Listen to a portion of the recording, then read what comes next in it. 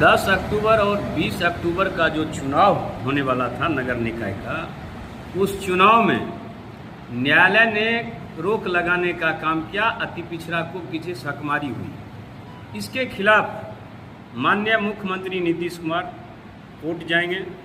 13 तारीख को भारतीय जनता पार्टी ने जो दोहरी नीति अपना रहे हैं उसको पर्दाफाश करेंगे। आरक्षण विरोधी हैं, इनका हम लोग पीछे से भारतीय जनता पार्टी को पोल खोलेंगे और इनका जो नापाक इरादा है उसको हम पर्दाफाश करेंगे। क्या मुद्दा होगा उसको? मुद्दा भारतीय जनता पार्टी के लोगों के सवाल पर हम लोग बताएंगे। ये आरएसएस और भारतीय जनता पार्टी एक होकर के दलितों को, अत्यंत पिछड़ा को और आरक्षण को समाप्त करना चाहते हैं। ये गरीब विरोधी है और नीतीश कुमार के रहते हुए कोई माय का लाल पैदा नहीं लिया है कि अति पिछड़ा को आरक्षण को समाप्त कर सकता है। और हम लोग जब तक अति पिछड़ा का आरक्षण नहीं होगा तब तक नगर निकाय का चुनाव कुछ नहीं। ये पिटिशनर जो कोर्ट में गए थे ये भारतीय जनता पार्टी के लोग गए और ये घरियालू आंसू बहा रहे हैं। भारतीय जनता पार्टी के लोग पेज फंसाने में पीएचडी भारतीय जनता पार्टी और आरएसएस के लोग। अब तो सम्राट चौधरी जी कई घाट के पानी पिए हुए हैं, एक दल में रहे हैं क्या?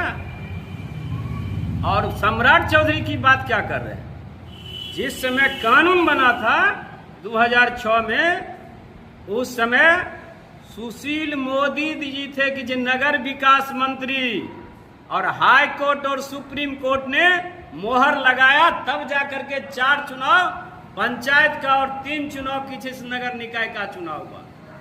और उसी के कड़ी में कानून माननीय मुख्यमंत्री नीतीश कुमार बनाए और बनाने के बाद 2006 से लगातार पंचायत का 4 चुनाव हुआ और साथ में नगर निकाय के चुनाव के बाद लगातार 3 बार हुआ। इस बार बुद्धि तो कोई बाजार में नहीं मिलता है।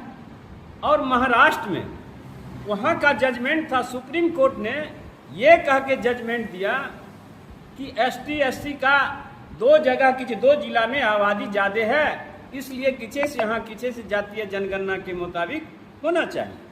और उसके आधार पर भारतीय जनता पार्टी के लोगों ने बिहार में लागू कर दिया। इसके लिए भारतीय जनता पार्टी के पिटिशनर हैं और जो दिल्ली में केंद्र में जिनकी सरकार है, हम लोग बार बार कह रहे हैं कि जातीय जनगणना होना चाहिए और जातीय जनगणना किसी से होना चाहिए, लेकिन उन्होंने मानने का काम नहीं किया। ये भारतीय जनता पार्टी के लोग और आरएसएस के लोग, आपको याद होगा कि 2015 में जब महागठबंधन बना था उस समय भी आरएसएस के मोहन भागवत जी ने बयान दिया था कि इस देश में आरक्षण की जरूरत नहीं है।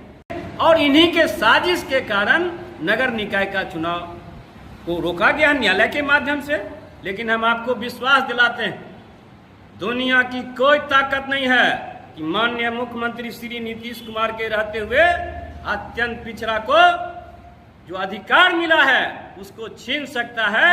और सरकार इसके लिए सुप्रीम कोर्ट जाएंगे और जब तक अति पिछड़ा को किसी नगर निकाय के चुनाव में आरक्षण नहीं मिलेगा तब तक किसी चुनाव नहीं होगा। और ये झूठ बोलने में अमेरिका से पीएचडी पास है।